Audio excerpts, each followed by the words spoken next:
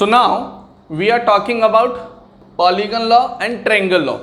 So triangle law में अगर मेरे पास कोई फोर्स दे दिया जाए इस डायरेक्शन में, that is called F1 force, और एक फोर्स और दे दिया जाए यहीं से, that is called F2 force, F1 force and F2 force. तो इनका रिजल्टेंट फोर्स क्या होगा, इन दोनों को मिलाने वाला कौन होगा, ये पार्ट, और इसी पार्ट को हम क्या बोलेंगे, रिजल्टेंट फोर्स। तो सवाल ये उठता है कि इस रिजल्टेंट फोर्स को हम कैलकुलेट कैसे करें। जैसे ही आपने ट्रायंगल बनाया तो ट्रायंगल के अंदर 3 एंगल भी होंगे, तो उन तीनों एंगलों को हम यहाँ पर इंडिकेट करने वाले हैं। Let us take an example, this angle is alpha, this angle is beta and this angle is gamma. इसे कुछ हम लेमिस थ्योरम के अकॉर्डिंग कैलकुलेट करते हैं। सो हियर F1 ऊपर रखेंगे न्यूमरेटर में, डिवाइडेड बाय जस्ट इसके अपोजिट जो एंगल बन रहा हो उसको लेंगे, इस साइड के अपोजिट जो एंगल बनेगा उस एंगल को हम लेंगे। सो F1 ये साइड है, इस साइड के अपोजिट क्या बना, गामा एंगल बना, तो हम गामा एंगल यहां कंसिडर करेंगे। So F1 upon sine gamma then equal to, then F2 vector है तो F2 को यहां पे रखेंगे। अब इस साइड के अपोजिट कौन सा एंगल बनता है, अल्फा एंगल बनता है, तो यहां पर हम अल्फा एंगल लेंगे, इज इक्वल टू, फिर रिजल्टेंट पार्ट आ जाएगा। रिजल्टेंट पार्ट इस साइड के अपोजिट कौन सा एंगल बन रहा है, बीटा एंगल बन रहा है, तो R अपॉन साइन बीटा लेंगे। लेमिस थ्योरम करते थे ना, ऐसे बिल्कुल सेम टू सेम। तो ये दोनों में से कोई ना कोई फोर्स हमें दे रखा होगा, F1 अपॉन F2 एंगल हमारे पास होंगे, then we will capable to find out the value of R। और उसके बाद आता है पॉलीगन लॉ। पॉलीगन लॉ मतलब क्लोज्ड शेप होनी चाहिए।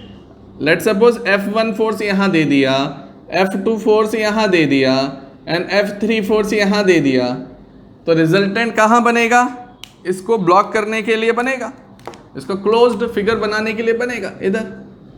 या हम बोल सकते हैं कि जहां से स्टार्टिंग हुई है, यहां से स्टार्टिंग हुई है और कहां खत्म हुआ, यहां पर खत्म हुआ, यहां से यहां पर बनेगा, तो ये रिजल्टेंट फोर्स बना, दैट्स कॉल्ड पॉलीगन लॉ। तो ये 3 लॉ थे जो हमने अभी कवर किए, that is called first law हमने कवर किया, that is means parallelogram law. Parallelogram law के बाद हमने कवर किया ट्रायंगल लॉ, ट्रायंगल लॉ के बाद अभी हमने कवर किया पॉलीगन लॉ।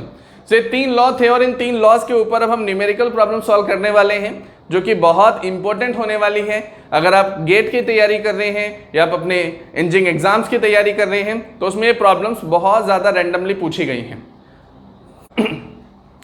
सो ये हमारा पहला न्यूमेरिकल है जो कि बेस्ड होगा पैरेललोग्राम लॉ पर, जो कि हमने अभी पैरेललोग्राम लॉ देखा कि किस तरीके से हमने डिराइव किया और फॉर्मूला क्या निकला। जब भी हमारे 2 फोर्सेस कहीं भी किसी भी सिस्टम पर एक्ट होते हैं तो रिजल्टेंट फोर्स के लिए हम कौन सा फॉर्मूला यूज करेंगे। अगर लेट सपोज मेरे पास फोर्स आ गया P और एक मेरे पास फोर्स है Q, तो रिजल्टेंट फोर्स क्या होता था, √P² plus Q² plus twice of PQ cos theta. उसी के एप्लीकेशन के बेस पर ये न्यूमेरिकल है और इसे हम कैसे सॉल्व करेंगे। The resultant of 2 forces, which one is double the other, is 260 Newton. इन्होंने बोला the resultant of 2 forces is 260 Newton, which is double the other। ये पार्ट हम बाद में देखेंगे, लेकिन उन्होंने बस 2 चीजें मुझे दी हैं कि अगर आपके पास 2 फोर्स हैं तो उन दोनों फोर्सेस के बीच में लगने वाला रिजल्टेंट 260 न्यूटन है। तो इसे ड्रॉ कैसे किया जाए कि यहां पर लेट सपोज ये Q है, एक Q टाइप फोर्स लगा दिया और इधर एक P फोर्स लगा दिया, तो यहाँ P वेक्टर और ये Q वेक्टर, 2 तरीके के फोर्स यहाँ पर लग गए और इन दोनों के बीच में रिजल्टेंट है 260 न्यूटन, 260 न्यूटन। तो ये बीच वाला पार्ट रिजल्टेंट का कितना रहेगा, 260 newton. So now apply the resultant force here. So P vector और Q वेक्टर के बीच में मेरा रिजल्टेंट है यहाँ 260 newton. Apply the parallelogram law. So according to the parallelogram law R is equal to √P² plus Q² plus Q² plus twice of PQ cos theta. ये part मेरे पास बना। सो P की वैल्यू, R की value मुझे कितनी दी हुई है, 260 न्यूटन। तो यहां ये पार्ट मुझे 260 न्यूटन दिया हुआ है एंड हेयर √P² जो कि हमें नहीं पता, Q² plus twice of PQ cos theta. Squaring कर ली जाए तो रूट हट जाएगा, 260 raise to power 2 is equal to P square plus Q square twice of P Q cos theta. इस इक्वेशन को आप बंद कर दें और ये मेरे पास इक्वेशन ए होगी, इसे हम ए इक्वेशन बोलेंगे। ऐसी अब दूसरी कंडीशन इन्होंने क्या दी, which is double. That means एक जो क्यू है इसको मैं डबल मान लेता हूं, या जो क्यू है वो 2 ऑफ पी होगा, तभी तो डबल वाली कंडीशन लगेगी कि एक फोर्स दूसरे का डबल है। तो क्यू जो है वो पी का डबल कर दिया, Q is equal to twice of P. तो इसमें से बड़ा कौन सा हुआ, बड़ा होगा क्यू, क्योंकि उसका पी का डबल है, तो इसको हम बोलेंगे लार्जर फोर्स। अगली स्टेटमेंट इन्होंने क्या दी है, if the direction of larger force is reversed. If the direction of larger force is reverse, मतलब ये जो क्यू है इस डायरेक्शन में जा रहा था, अभी नीचे आ जाए तो, अभी ये क्यू ऊपर की डायरेक्शन में था ऐसा, अब ये नीचे की डायरेक्शन में आ जाएगा, रिवर्स कर दिया, और इस डायरेक्शन में मेरे पास P वेक्टर रहेगा। तो ये जो क्यू है नीचे की डायरेक्शन में रिवर्स और इस डायरेक्शन में मेरे पास P वेक्टर आया। तो क्वेश्चन ये उठता है कि अब ये जो नए वाले P और Q वेक्टर हैं इनके बीच का एंगल हम क्या बनाएंगे। तो यहां पर एंगल क्या बनना चाहिए कि इन दोनों के बीच में कुछ ना कुछ एंगल था थीटा, जिसके बेसिस पर हमने पैरेललोग्राम लॉ लगाया। तो यहां पर एंगल कुछ ना कुछ अगर थीटा है तो ये लीनियर प्रॉपर्टी के अकॉर्डिंग 180 डिग्री की एक स्ट्रेट लाइन बनी। तो स्ट्रेट लाइन 180 डिग्री की है, तो 180 डिग्री में से थीटा माइनस कर देंगे तो बचा हुआ एंगल आएगा। तो 180 में से थीटा माइनस कर दिया जाए तो नीचे वाला angle between P vector and Q vector कितना आया, 180 minus theta, 180 degree minus theta. So now apply the parallelogram law here. So इसका रिजल्टेंट किधर बनेगा, इसका रिजल्टेंट कहीं बीच में बनेगा, और ये भी हमें दे रखा है 180 न्यूटन, कि जैसे ही मेरे पास 180 न्यूटन, पहले 260 था, 260 था, अब कम हो गया, अब कितना हो गया, 180 न्यूटन हो गया। तो रिजल्टेंट इज 180 न्यूटन नाउ। अब R is equal to R square is equal to P square plus Q square plus twice of P Q into cos theta. Theta कितना होगा इस बार, 180 minus theta, angle between these two vectors. अब 180 minus theta कितना होता है, that means cos pi minus theta. Cos pi minus theta quadrant कौन सा आया, ये वाला आया। सेकंड क्वाड्रेंट में तो कॉस नेगेटिव होता है, तो सेकंड क्वाड्रेंट में कॉस नेगेटिव हुआ तो यहां आ जाएगा माइनस कॉस थीटा। तो इस पूरे पार्ट की जगह हम यहां पर लगा सकते हैं माइनस कॉस थीटा, इतना पार्ट आया। तो R की वैल्यू मेरे पास है 180 degree, 180 newton. So here it is 180 raise to power 2 P square plus Q square twice of P Q and into minus cos theta, इतना पार्ट बना। तो ये माइनस इधर आएगा, here it is 180 raise to power 2 is equal to P square plus Q square minus twice of P Q cos theta. इसको मानेंगे equation B. ये part मेरे पास आया इक्वेशन बी, ये इक्वेशन ए। अब इन दोनों को ऐड करा दो। देखो ऐड कराने से होगा क्या, ये पॉजिटिव है और ये नेगेटिव है, दोनों कैंसल आउट होंगे, कहीं ना कहीं तो कुछ ना कुछ रास्ता निकलेगा ही। दूसरा इन्होंने मुझे एक हिंट दे रखा है कि क्यू को हम ट्वाइस ऑफ पी पुट कर सकते हैं, मतलब इस क्यू को मैं यहाँ पर ट्वाइस ऑफ पी पुट कर सकता हूँ। तो 260 raise to power 2 is equal to P square as it is, q को लिखेंगे twice of p raise to power 2, then twice of P, q की वैल्यू फिर twice of P into cos theta put किया। ऐसे यहाँ पर जहाँ जहाँ क्यू आएगा वहाँ 2p पुट करेंगे। So 180 raise to power 2 P square plus Q, it is twice of P का whole square minus twice of P into Q, that's called twice of P into cos theta. अब इन दोनों equation को हम add करा सकते हैं, इन दोनों पार्टों को ऐड कराइए और देखते हैं क्या निकल के आएगा। सो ऊपर का पार्ट में रब कर देता हूं ड्यू टू द कैलकुलेशन।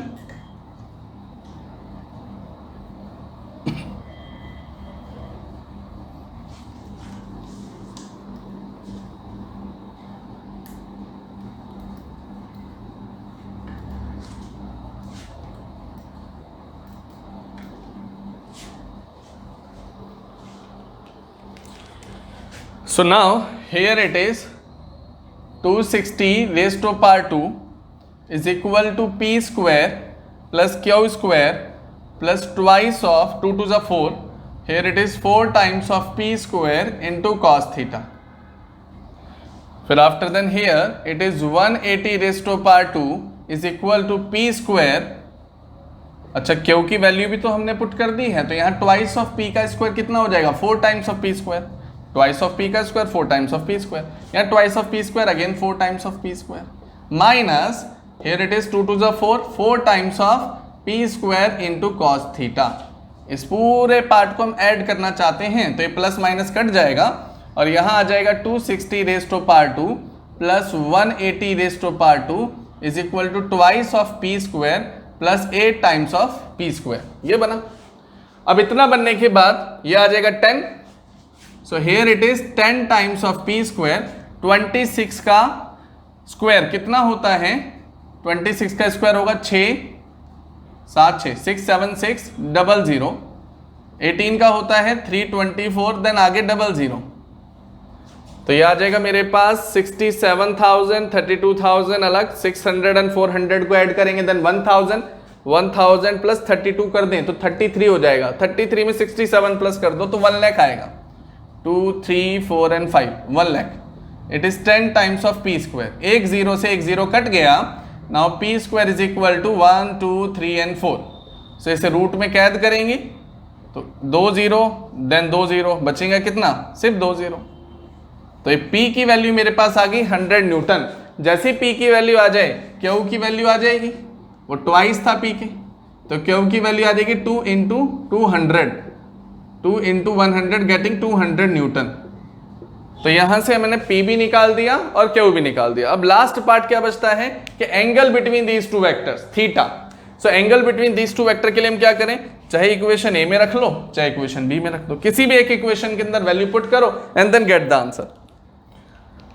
सो यहाँ 260 रेज टू पावर 2 इसके अंदर पुट कर लेते हैं. p की वैल्यू मेरे पास है 100 raise to power 2 then q की वैल्यू आ रही है 200 raise to power 2 then plus twice of p q. Twice of p q, p is 100 and q is 200 into cos theta. So हमें थीटा एंगल निकालना है. सो 26 का अगेन स्क्वायर 676 00. ये आ जाएगा 00 एंड 00. ये आ जाएगा 4 टाइम्स ऑफ 00 00 40,000. यहाँ आ जाएगा मेरे पास 2 to the 4 then 00 then again 00 into cos theta. इतना पोर्शन मेरे पास बना. 40,000 and 10,000 getting 50,000 plus here it is 40,000 cos theta. Here it is 67,600. तो 50,000 अगर इसमें से माइनस किए जाएं तो कितना बचेगा, 17,600 divided by 40,000 is equal to cos theta. अब इसके लिए हमें कैल्सी की जरूरत पड़ेगी. So here it is cos theta is equal to 176 upon 400. ये वैल्यू हमें कैलकुलेट करनी है. तो देखते हैं, चेक करते हैं. 176 अपॉन 400 कितना आ रहा है, 176 अपॉन 400 0.44. तो इस वैल्यू को सॉल्व करने पर आया मेरे पास 0.44. दैट मीन्स थीटा की वैल्यू कैलकुलेट करने के लिए cos इनवर्स 0.44. ये देखें ज़रा, तो cos इनवर्स इसमें लगाएं तो वैल्यू आएगी मेरे पास 63.89. वैल्यू आएगी मेरे पास 63.89 degree. Answer so 63.89 it is verified answer. So सबसे पहले इस न्यूमेरिकल में हमने क्या किया, यहां इन्होंने हमें क्या दिया था, इन्होंने हमें 2 वेक्टर दिए थे, उनका रिजल्टेंट दिया था और वहां हमें एक हिंट दिया उन्होंने कि दोनों में से एक वेक्टर डबल है दूसरे का, मतलब एक फोर्स दूसरे का डबल है, जिसमें मैंने क्यू को डबल मान लिया जो कि बड़ा फोर्स था, लार्जर था, और उस लार्जर फोर्स की फिर डायरेक्शन इन्होंने चेंज कर दी. फिर हमें क्या यहाँ पर पॉइंट देखना था कि अगर डायरेक्शन चेंज कर दिया तो एंगल भी चेंज हुआ. तो एंगल जो चेंज हुआ वो लीनियर पेयर के अकॉर्डिंग मैंने 180 माइनस थीटा ले लिया और दोनों में पैरेललोग्राम लॉ लगा दिया. एंड आफ्टर देन दो इक्वेशन मेरे पास बनी, जिसमें से हम देख पा रहे थे कि किस तरीके से positive negative twice of P Q cos theta cut गया, और जो आखिरी इक्वेशन मेरे पास आई उसके अंदर मैंने p की वैल्यू को या q की वैल्यू को पुट किया ट्वाइस ऑफ p की टर्म में एंड गेट द आंसर। जैसे ही मेरे पास p और q दोनों के दोनों फोर्स निकले, देन किसी भी एक इक्वेशन में मैंने p और q की वैल्यू डाल दी। यहां पर मैंने एक इक्वेशन के अंदर p और q की वैल्यू डाली और आपके सामने थीटा निकल के आ गया। So I hope you understand it. अब हम नेक्स्ट न्यूमेरिकल करते हैं।